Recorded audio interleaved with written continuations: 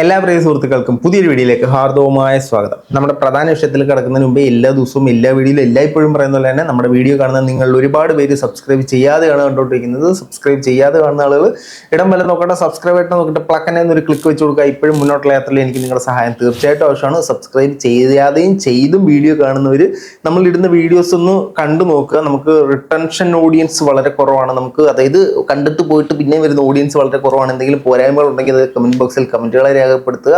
കുറഞ്ഞ പക്ഷേ ഒരു ലൈക്കോ ഒരു ഹാർട്ടോ നിങ്ങൾ കമന്റ് ബോക്സിൽ കമന്റ് ആയിട്ട് ഇടുക കേട്ടോ. അപ്പോൾ കൂടുതലായി എടുപ്പിക്കുന്നില്ല, നേരെ നമുക്ക് നമ്മുടെ വിഷയത്തിലേക്ക് കിടക്കാം. നമ്മുടെ വിഷയം എന്ന് പറഞ്ഞാൽ കുറച്ച് നാളുകൾക്ക് മുമ്പ്, കൃത്യമായി പറഞ്ഞ ഒരു മാസം മുമ്പ്, ഒരു പ്രമുഖ ഇൻസ്റ്റാഗ്രാം യൂട്യൂബ് ഇൻഫ്ലുവൻസർ ആയിരുന്ന തൃക്കണ്ണൻ എന്ന് പറയുന്ന ആളെ പോലീസ് അറസ്റ്റ് ചെയ്തിട്ടുണ്ടായിരുന്നു. പോലീസ് ഇദ്ദേഹത്തെ അറസ്റ്റ് ചെയ്യാനുള്ള കാരണം എന്ന് പറഞ്ഞാൽ ഒരു വർഷത്തോളം ഒരു പെൺകുട്ടിയെ വിവാഹ വാഗ്ദാനം നൽകി, ഒരു വർഷത്തോളം വിവാഹ വാഗ്ദാനം നൽകി പീഡിപ്പിച്ചു എന്നുള്ളതായിരുന്നു പരാതിയുടെ കാതലായ ഭാഗം എന്ന് പറയുന്നത്. അതോടൊപ്പം തന്നെ പിടിയിലായ ശേഷം ഒരുപാട് കാര്യങ്ങൾ പറയുന്നുണ്ടായിരുന്നു. പുള്ളി അപ്പുറത്ത് വാടകയ്ക്ക് വീട് എടുത്തിട്ടുണ്ടായിരുന്നു, വീട്ടിൽ വെച്ചായിരുന്നു സെറ്റപ്പും പരിപാടികളൊക്കെ എന്നുള്ള രീതിയിലൊക്കെ പറയുന്നുണ്ടായിരുന്നു. അറിയാത്തവർക്ക് വേണ്ടി, വിഷയം എന്താണെന്ന് അറിയാത്തവർക്ക് വേണ്ടി നമുക്ക് ആ ഒരു ന്യൂസ് ഒന്ന് കേൾക്കാം. സുഹൈൽ 25 വയസ്സുകാരനായ തൃക്കണ്ണൻ എന്ന ഹാഫിസ് സജീവിന് വലിയ വിദ്യാഭ്യാസമില്ലെങ്കിലും വലിയ വിദ്യാഭ്യാസം ഇല്ലെങ്കിലും അണ്ണനാണ്, നമ്മുടെ വിദ്യാഭ്യാസ മന്ത്രിയാണ് ഈ വന്നിരുന്ന് സംസാരിച്ചുകൊണ്ടിരിക്കുന്നത് കേട്ടോ. വിദ്യാഭ്യാസം ഇല്ലെങ്കിലും ഇൻസ്റ്റാഗ്രാമിൽ 3,65,000 ഫോളോവേഴ്സ് ഉണ്ട്. അതായത് അണ്ണന് വിദ്യാഭ്യാസം ഉണ്ടായിട്ട് അത്രയും സബ്സ്ക്രൈബേഴ്സിന് ഉണ്ടാക്കാൻ പറ്റില്ല, അതിന്റെ ഞാൻ തോന്നുന്നു. ആ വിദ്യാഭ്യാസത്തിന്റെ കേസ് അവിടെ പറയേണ്ട വല്ല കാര്യം ഉണ്ടായിരുന്നു. അത്രത്തോളം തന്നെ വരുമാനം സോഷ്യൽ മീഡിയയിൽ ലഭിക്കുന്നുണ്ട്. സോഷ്യൽ മീഡിയ ഇൻഫ്ലുവൻസർ ആണ്. അയാളുടെ റീൽസിനൊക്കെ തന്നെ വലിയ റീച്ച് സോഷ്യൽ മീഡിയയിലുണ്ട്. ഇയാൾക്കെതിരെ നേരത്തെയും പരാതി ആലപ്പുഴ സൗത്ത് പോലീസിന് ലഭിച്ചിരുന്നു. ഈ സ്ത്രീകളെ, പെൺകുട്ടികളെ ഇതുമായി ബന്ധപ്പെട്ട്, റീൽസുമായി ബന്ധപ്പെട്ട് സമീപിക്കുകയും ഒരുമിച്ച് കൊളാബ് ചെയ്ത് റീൽസ് ചെയ്യാം, അല്ലെങ്കിൽ ഒരുമിച്ച് തന്റെ അക്കൗണ്ടിൽ തന്നെ ചെയ്യാം എന്ന പേരിലാണ് ഇയാൾ ബന്ധം സ്ഥാപിക്കുക. ഇയാളെ സംബന്ധിച്ച് സൗത്ത് പോലീസ് പറയുന്നത് ഇയാളുടെ വീടിന് സമീപത്ത് തന്നെ മറ്റൊരു വീട് ഇയാൾ വാടകയ്ക്ക് എടുത്തിട്ടുണ്ട്.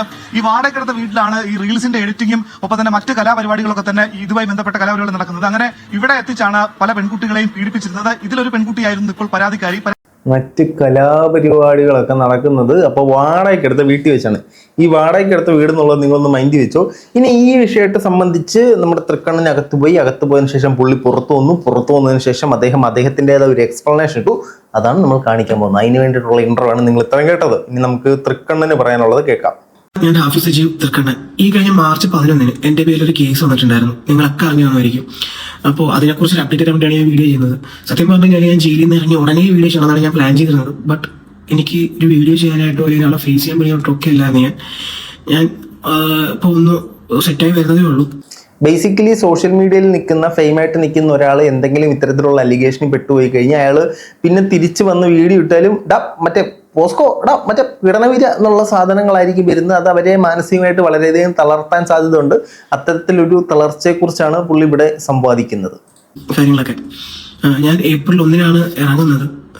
അപ്പോൾ മെന്റലി അത്ര ഞാൻ ഓക്കെ അല്ല ഒരു വീഡിയോ ചെയ്യാൻ പോലും. എനിക്ക് അങ്ങനെ പറയാനുള്ളതെന്ന് വെച്ച് കഴിഞ്ഞാൽ എനിക്ക് ഈ കേസിനെ കുറിച്ചിട്ടോ അല്ലെങ്കിൽ ഈ ഒരു സംഭവത്തിനെ കുറിച്ചിട്ടോ എനിക്ക് കൂടുതലൊന്നും പറയാൻ പറ്റുന്നില്ല. ലിമിറ്റേഷൻസ് ഉണ്ട്. അത് ശരി. അപ്പൊ ഇതിനകത്ത് പുള്ളിക്കാരൻ അതിന്റെ വിശദാംശങ്ങളൊന്നും പറയുന്നില്ല എന്ന് നമുക്ക് തുടക്കത്തിൽ തന്നെ മനസ്സിലായി. അതിനെ നമുക്ക് തെറ്റ് പറയാനൊന്നും പറ്റത്തില്ല. നമ്മുടെ നിയമം അനുശാസിക്കുന്ന ഒരു സംഭവമാണ്. കോടതിയിൽ കേസ് നടക്കുമ്പോൾ അതിനെക്കുറിച്ച് കൂടുതൽ വിശദാംശങ്ങൾ വന്നിട്ട് സോഷ്യൽ മീഡിയയിൽ വന്നിരുന്ന് പറയാൻ പറ്റില്ല. എന്നാലും നമുക്ക് പുള്ളിക്ക് പറയാനുള്ളതൊക്കെ കേൾക്കാം. കാരണം ബഹുമാനപ്പെട്ട കോടതിയിൽ കേസ് നടന്നുകൊണ്ടിരിക്കുകയാണ്. അപ്പോൾ ഈ കേസിന്റെ വിധി വരണം, അതിനുവേണ്ടിയാണ് ഞാൻ കാത്തിരിക്കുന്നത്. ഈ കേസിന്റെ എല്ലാ കാര്യങ്ങൾക്കും ഞാൻ സഹകരിക്കുന്നുണ്ട്. എല്ലാ കാര്യങ്ങളും ഇപ്പം അന്വേഷണത്തിന്റെ ഭാഗമാണെങ്കിലും എന്താണെങ്കിലും ഞാൻ സഹകരിക്കും. അപ്പോൾ ഞാൻ ഫസ്റ്റ് പറഞ്ഞല്ലോ, എനിക്ക് ഇപ്പം നമുക്ക് ലിമിറ്റേഷൻസ് ഉണ്ട്. അപ്പം എല്ലാം ഒന്നും ആരും പ്രതീക്ഷിക്കരുത്. ഞാനീ പെൺകുട്ടിയായിട്ട് റിലേഷൻഷിപ്പിലായിരുന്നു. ഭയങ്കര ഹാപ്പി ആയിട്ട് അടിപൊളിയായിട്ടാണ് നോക്കിക്കൊണ്ടിരുന്നത്. ഈ പറഞ്ഞ പോലെ എല്ലാ റിലേഷൻഷിപ്പിലും ഉണ്ടാകുന്ന പോലെ ചെറിയ ചെറിയ വഴക്കുകളൊക്കെ ഉണ്ടായിരുന്നു. ആ ഈ വഴക്കുകളൊക്കെയാണ് ഇപ്പം ഇവിടെ കൊണ്ട് എത്തിച്ചത്. പിന്നെ പറഞ്ഞ പോലെ പ്രൊഫഷണലി കുറേ പ്രശ്നങ്ങൾ എനിക്ക് ഉണ്ടായിരുന്നു. അങ്ങനെ എനിക്ക് BP ഉള്ള ഒരാളാണ് ഞാൻ. അതിൻ്റെ ഒരു ട്രീറ്റ്മെൻറ്റും കാര്യങ്ങളൊക്കെ എനിക്ക് നടക്കുന്നുണ്ടായിരുന്നു. എനിക്ക് പറഞ്ഞ പോലെ ഇമോഷണലി ഞാൻ ഭയങ്കരമായിട്ടും വീക്കാണ്. ഇമോഷണലി എനിക്ക് ഇമോഷൻസ് കൺട്രോൾ ചെയ്യാനായിട്ട് കുറച്ച് പ്രശ്നങ്ങളൊക്കെ ഉണ്ട്. അപ്പോൾ ആ ഒരു പ്രശ്നങ്ങളൊക്കെ ഉണ്ടായപ്പോൾ ഞാൻ ഭയങ്കര ഡൗൺ ആയി പോയി. വീട്ടിൽ തന്നെ ആയിരുന്നു. ഞാൻ ആരോട് സംസാരിക്കാറില്ല. എൻ്റെ കൂട്ടുകാരന്മാരോട് ഞാൻ സംസാരിക്കാറില്ലായിരുന്ന സമയത്ത്.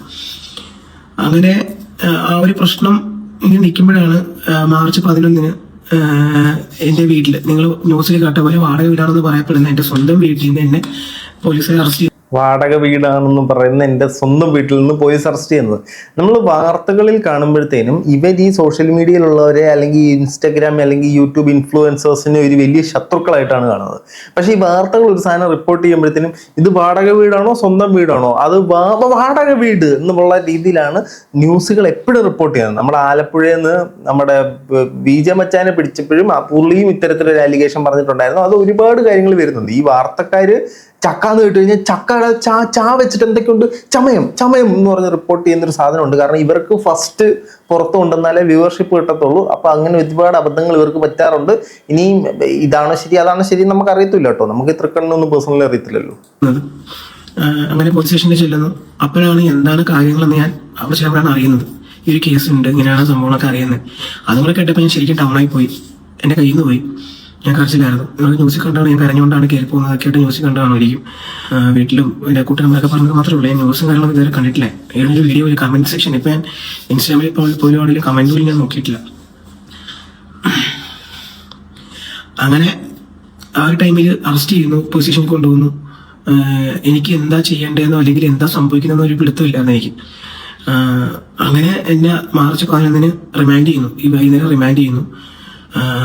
ആ ഒരു ടൈം എന്ന് വെച്ച് കഴിഞ്ഞാൽ ജയിലിൽ പോയി ഒരു ആദ്യത്തെ കുറച്ച് ദിവസം ഞാൻ ഭയങ്കര കരച്ചിലായിരുന്നു, ഭയങ്കര സങ്കടമായിരുന്നു എനിക്ക് സത്യം പറഞ്ഞു കഴിഞ്ഞാൽ. പക്ഷെ ഞാൻ തന്നെ ചിന്തിച്ചു നോക്കി, എൻ്റെ സിനിമ, എൻ്റെ കോണ്ടന്റ് ക്രിയേഷൻ, ഇപ്പോൾ ചെയ്യുന്ന എല്ലാ കാര്യങ്ങളാണെങ്കിൽ പോലും ഇത്രയും വർഷം കൊണ്ട് ഞാൻ ചെയ്യുന്ന കാര്യങ്ങളാണ് ഇതൊക്കെ.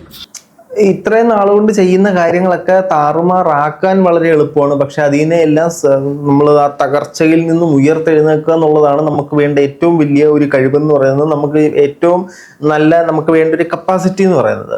നമ്മൾ നിസ്സാരമായിട്ട് പറയുകയാണെങ്കിൽ നിങ്ങളെപ്പോലെ ആളുകൾ ഇൻസ്റ്റാഗ്രാമിൽ അല്ലെങ്കിൽ യൂട്യൂബിൽ ഇൻഫ്ലുവൻസേഴ്സ് ആയിട്ട് നിൽക്കുന്നവർ നിങ്ങൾക്കെതിരെ നിങ്ങൾ പോസിറ്റീവായിട്ട് ഒരു 500 കാര്യം ചെയ്താലും നെഗറ്റീവായിട്ട് ഒരെണ്ണം വന്നു കഴിഞ്ഞാൽ ആ നെഗറ്റീവിലായിരിക്കും ഒരുപാട് ആളുകൾ പിടിച്ചു തൂങ്ങാം. ഇദ്ദേഹത്തിന്റെ വിഷയത്തിൽ നമുക്ക് മനസ്സിലാക്കാൻ സാധിച്ചത്, ഇദ്ദേഹത്തിന്റെ പ്രശ്നം എന്ന് പറയുന്നതെന്ന് പറഞ്ഞാൽ ഇദ്ദേഹം ഒരു പെൺകുട്ടിയുമായിട്ട് അഗാധ പ്രണയത്തിലായിരുന്നു. എല്ലാ പ്രണയത്തിലും നടക്കുന്ന പോലെ തന്നെ ചില വഴക്കുകളും പ്രശ്നങ്ങളും എല്ലാം ഉണ്ടായിട്ടുണ്ടായിരുന്നു. അങ്ങനെ ഒരു വഴക്കുമായിട്ട് ബന്ധപ്പെട്ട് ഒരു പ്രശ്നവുമായിട്ട് ബന്ധപ്പെട്ടിട്ടാണ് പുള്ളിക്കാരി പക പോക്കാനായിട്ട് പോയി പരാതി കൊടുത്തത്. ന്യൂസിൽ നമ്മൾ കേട്ടതുപോലെ, ന്യൂസിൽ നിങ്ങളെ ഞാൻ കേൾപ്പിച്ചിരുന്നു, ന്യൂസിൽ പറയുന്നുണ്ട് പുള്ളിക്കാരി ഒരു നിയമ വിദ്യാർത്ഥിനിയായിരുന്നു എന്ന്. അപ്പോൾ ഇങ്ങനെ സംഭവം വന്നപ്പോഴത്തേനും ചോര തിളച്ച് പുള്ളിക്കാരി നിയമത്തിൽ ഉള്ള ലൂപ്ഹോൾ ഉപയോഗിച്ചതായിരിക്കാം.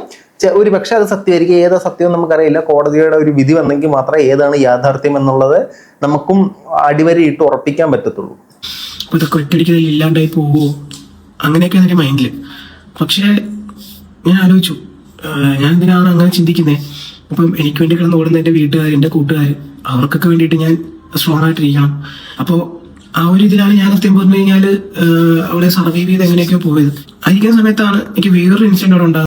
ഞാൻ ഒരു സംശയം ചോദിച്ചോട്ടെ. അപ്പൊ ഈ വാർത്തയിൽ പറഞ്ഞല്ലോ ഒന്നിലധികം സ്ത്രീകളെ ഇതുപോലെ കൊണ്ടുവന്നു, ഇതിനു മുമ്പും ആലപ്പുഴ സ്റ്റേഷനിൽ കേസുകൾ ഉണ്ടായിരുന്നു. അതെന്താണ്? അതിനെക്കുറിച്ച് എക്സ്പ്ലെയിൻ ചെയ്താൽ കൊള്ളായിരുന്നു. കാരണം ആ ഒരു അലിഗേഷനായിട്ട് നിൽക്കുമല്ലോ. അവർ അതിൽ എടുത്ത് പറയുന്നുണ്ട് ഇതിനു മുമ്പും പരാതി വന്നിട്ടുണ്ട്, അല്ലെങ്കിൽ ഒന്നിലധികം സ്ത്രീകളെ കൊണ്ടുവന്നിട്ട്. അതൊരു പക്ഷെ റീൽസ് ചിത്രീകരിക്കാനായിട്ട് കൊണ്ടുവരുന്ന ആർട്ടിസ്റ്റുകളായിരിക്കാം.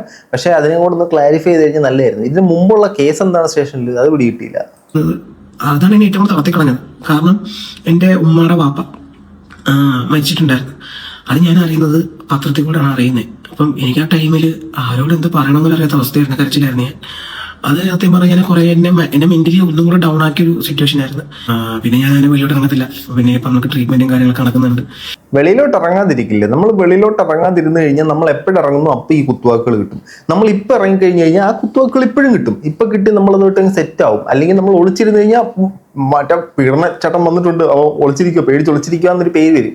അതിന് നല്ലത് നമ്മുടെ സൈഡിൽ തെറ്റില്ലെന്ന് നമുക്ക് ഉറപ്പുണ്ടെങ്കിൽ ധൈര്യമായിട്ട് പുറത്തേക്ക് ഇറങ്ങുക, വരുന്ന പ്രശ്നങ്ങളെ നേരിടുക. നമ്മുടെ സൈഡിൽ തെറ്റുണ്ടെന്ന് വിചാരിക്കുകയാണെങ്കിൽ പിന്നെ ഓരോരുത്തരുടെ മൈൻഡ് സെറ്റ് ഓരോന്നായിരിക്കുമല്ലോ.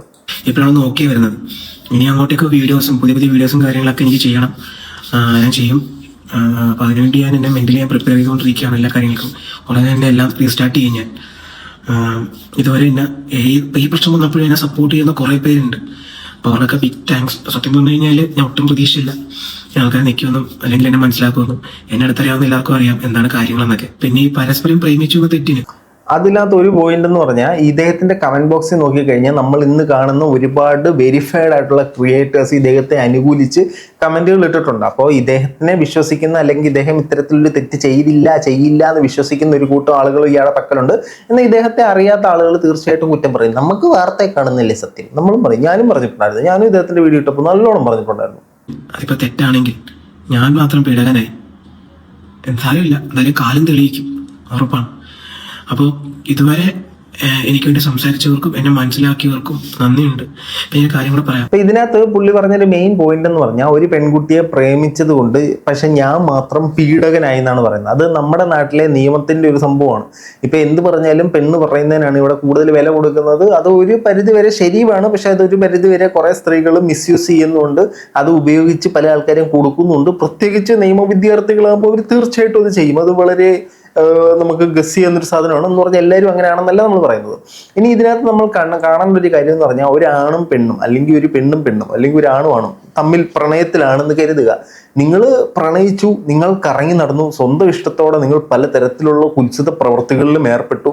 അതിനുശേഷം വേണ്ടാന്ന് തോന്നുമ്പോൾ ബ്രേക്കപ്പ് ആണെങ്കിൽ അത് ബ്രേക്കപ്പ് ചെയ്യുക. ബ്രേക്കപ്പ് അല്ല, നിങ്ങൾക്ക് അത് നിങ്ങളെ കൊണ്ട് ആ ഏറ്റ മുറിവ് മരുന്നിട്ട് ഉണക്കി റെഡിയാക്കാൻ പറ്റുമെങ്കിൽ റെഡിയാക്കുക. അല്ലാതെ ബ്രേക്കപ്പ് പറയുന്നതോടെ അവൻ എന്നെ പീഡിപ്പിച്ച് 2-2.5 വർഷം അവൻ എന്നെ കൊണ്ട് നടന്ന് പീഡിപ്പിച്ചു എന്ന് പറഞ്ഞ് കേസ് കൊടുക്കാതിരിക്കുക.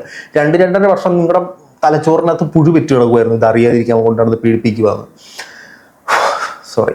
അപ്പോൾ നല്ല രീതിക്ക് നമ്മളൊരു ബന്ധത്തിൽ മുന്നോട്ട് പോയിട്ട് അതിനകത്ത് എന്തെങ്കിലും ഒരു വിള്ളൽ വരുന്ന ഉടനെ അവനോട് പക പോക്കുന്ന തരത്തിൽ നമ്മളെ നിയമത്തെ ഉപയോഗിക്കുന്ന ഒരു കാര്യം ചെയ്യാതിരിക്കുക. ഞാൻ എൻ്റെ വീഡിയോയിൽ നേരത്തെയും പറഞ്ഞിട്ടുണ്ടായിരുന്നു, 1.5 വർഷത്തോളം കൊണ്ടുവന്ന് പീഡിപ്പിച്ചു എന്ന് പറയുമ്പോഴത്തേനും അതിനകത്തൊരു യാഥാർത്ഥ്യം മനസ്സിലാകാൻ സാധിക്കില്ല. 1.5 വർഷം കൊണ്ടുവന്ന് പീഡിപ്പിക്കില്ല, സ്വന്തം ഇഷ്ടപ്രകാരം കണ്ട കുത്സവത്തിലൊക്കെ ഏർപ്പെട്ടിട്ട് ഇങ്ങനെ പറയുന്നത് ശരിയല്ല. ഏതായാലും ഇദ്ദേഹം പോലീസുമായിട്ട് നിയമമായിട്ടെല്ലാം പരിപൂർണമായിട്ട് സഹകരിക്കുമെന്നാണ് പറയുന്നത്. ഇദ്ദേഹത്തിന്റെ സൈഡിലുള്ള ന്യായങ്ങൾ കറക്റ്റായിട്ട് പുറത്തു വരട്ടെ. ആരാണോ ഇതിൽ തെറ്റുകാര് അവർ തീർച്ചയായിട്ടും ശിക്ഷിക്കപ്പെടട്ടെ. ഈ സാധനങ്ങളൊക്കെ കേട്ടിട്ട് നിങ്ങൾക്ക് ഇതിൽ ആരുടെ പക്ഷത്താണ് ന്യായം എന്ന് തോന്നുന്നത് എന്നുള്ളത് തീർച്ചയായിട്ടും കമന്റ് ബോക്സിൽ കമന്റുകളെ രേഖപ്പെടുത്തുകയാണ്. റെഡിയായിട്ടാണ് തന്നെ.